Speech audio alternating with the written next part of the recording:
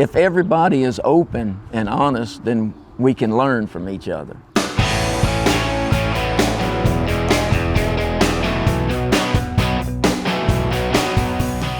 Hey everybody, welcome to the Louisiana Farm Bureau Podcast. I'm your host, Carl Wiggers, and I'm only hosting for a minute because I'm about to hand it off to Josh Meeks, who recently went on the Louisiana Farm Bureau Beef Tour and interviewed Gilbert Boudreaux, a cattleman from here in Louisiana, while they were visiting Texas and learning about operations over there, different types of things they got to experience on the beef tour and why it's important to go on those types of tours.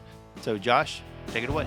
Hey everybody, Josh Meeks here on a special edition of the Louisiana Farm Bureau Podcast. We are far from the Louisiana offices of Farm Bureau in Texas for the annual beef tour. And I'm joined by one of the more seasoned members of the beef tour, Gilbert Boudreaux. Gilbert, tell people a little about what your operation is back home. Well, I've got a cow-calf operation, and then I buy thinner, higher risk cattle and condition them and then bring them back for market, and hopefully they advance on the market side and they weight gain is pretty good. Why do you come on the beef tour? Well, mainly it gives me about 5-6 days away from all that and I get a break. And then the other is in agriculture farming, we're so busy in our schedules. A lot of folks, this is about the only time we actually get to talk other than convention or some meetings. So this is a good way to talk, relax, and kind of talk about what's going on in our lives and what's going on in the industry. So it makes it a little interesting. Talking to a lot of the guys and girls who come on this trip, it seems like there's three primary reasons to go on beef tour, and everybody has their own reasons. It's you either come here to learn, you come here to marvel at some amazing operations, right, or like you come here for a little bit of a break. Yeah. I think there's probably a fourth reason. And so when Madison DeKaiser, who puts all this together, she's making phone calls about who's going to come on the beef tour. One of the first questions that they ask is Gilbert coming? And if Gilbert's not going, I'm not going to be there. You've kind of become a celebrity on these tours. I'm not really a celebrity. It's somebody they can pick on. So they enjoy the trip because they have somebody that they can criticize and make fun of, and most of it's true. I mean, you've seen that, and I enjoy it. It's good, and it's good fun, clean fun. Nothing's really that, well, some stuff we can't talk about, but it is. But I enjoy it, and it's some folks that I really enjoy being with. It's been going on 10 years, and faces have come and gone, and you get to meet the new faces, and some that have left, they're older, and you miss them, but it is enjoyable. You're new, and I mean, I think you do an excellent job. I like what you do, and so you're gonna have to edit though now. No, this is perfect. See, this is why I wanted to get you going, because people love talking to you, and you say that people come along because they like to pick on you. I think they like you because you're genuine. Well, if I try to make things up, I'll get confused. So I tell it like it is, and what real life is. I enjoy what I do, and my life's an open book. If I'm losing cattle, I talk about it. I mean, that's something we do. You do have death loss, you hate it, but if everybody is open and honest, then we can learn from each other. Well, and learning from each other, being open and honest, big part of Beef Tour, yeah. and you get that from our hosts. Right.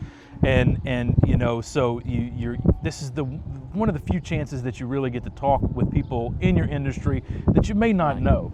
Do you walk away from these with like a better understanding of what you do? Oh, I really do, because we find that no matter where you are, Texas, Oklahoma, Arkansas, Missouri, we're all battling the same struggles.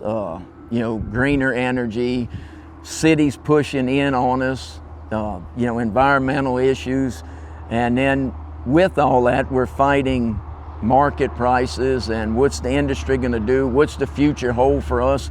And mine has always been, I'm first generation, been at it a while, but I want to leave a legacy to where one day my grandchildren, great-grandchildren can remember where Papa, great-grandpa built that, done that, And I want this agriculture to be sustainable for generations. And I want one day where they can interview and say, I'm 4th generation, I'm 5th generation. So I didn't come from this, was close to it, but have been in it for quite a while now, and have made it a part of my life that I will never want to give up, and I won't. This is something I will not sell out. I will not sell out for any amount of money. This is where I'm at, and I love it. And it's something I'm passionate about, and money has never been the equation, which of course you need it because the bank likes me to pay them. But other than that, money doesn't motivate me. It's just the love of fooling with animals and straightening them. There's no better pride in buying a high-risk animal, condition them, straighten them, and watching that product go back finished. And I did that. Yeah. I did that. And so that's where my love of it comes from. And then I like to laugh and joke. I mean, life, if you take it serious, it's no fun. So I like to talk more than most. You have an audience pretty much everywhere we go on these tours. Well, and I love to hear what people have to say, because that's how you get people. If you can get them to relax, they'll open up and they'll tell you things they normally may not talk about, and you learn a lot. And then you can use it later. For sure. Yeah, and talk about them. The Texas portion of the beef tour is wrapping up. We've been to a couple universities. Yeah. We're here at a feedlot. We've seen some very, very high-end cattle operations and equine facilities. Has anything been your favorite so far? Pretty much all of it. Some of it I really like to see on the university end, that some people that have been blessed have donated and help facilitate the future of agriculture, and that is amazing.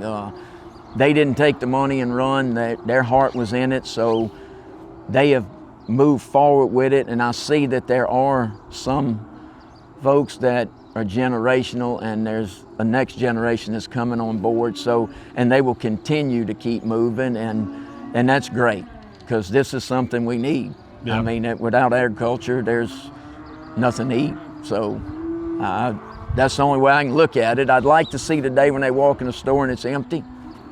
How'd that happen? Well, you remember everything you wanted, it got rid of us. So hopefully we can stay for the long haul and make a future of it. And I want to keep it going as long as I'm here. And then I'll feel good one day when I'm going that I was able to pass it on. Yeah. But other than that, everybody has impressed me. They welcome you in. They show you the operation. They're very open with you, which is nice. For people listening to this who are considering, maybe joining next year's beef tour, thinking about it, but maybe on the fence, what would you tell them? I'd recommend it. It's a way to get out and see what other people are doing. Might not be similar to your operation, but you may take something from it that you can use on your operation. I mean, I've seen different things, different setups, and it's different, but that doesn't mean it's wrong. Mm-hmm. So I've gotten good ideas. That's why I was taking pictures. I have an issue with some things. I like the way they solved it, so it helps me. But just to get out and see that there's a lot going on that we don't see every day, especially Louisiana. I had a guy tell me one time, he's from the Panhandle, and I said, daughter married a guy from Lafayette. I said, how you like Louisiana? He said, I don't. I said, what you don't like about it? He said, the only time I can see is when I go over them overpasses, because they're used to the big open air and open space, and I never realized it being in Louisiana, so I'm kind of saying, get out. Yeah. Get outside the trees down the side of the interstate and look around, and you'll be amazed at what you can see. And this is my joy, so if I can do this all the way to the end, I'm happy. Gilbert Boudreaux, thank you so much for your time today. Thank you for joining us for the Louisiana Farm Bureau Podcast. If you want to get involved in next year's beef tour, we're going to have some links in the show notes about how you can do that. For now, thanks for joining us. We'll see you next time. Thank you so much, Josh and Mr. Gilbert, for sitting down and sharing your perspective on the beef tour recently to Texas. If you are a regular listener, thank you so much. You know that we try to get these out every 2 weeks. on Tuesdays, but convention is coming up for us here at Louisiana Farm Bureau, so we're going to take a couple weeks off. We'll be back in July with a new episode for you. Until then, thank you so much. We'll see you next time.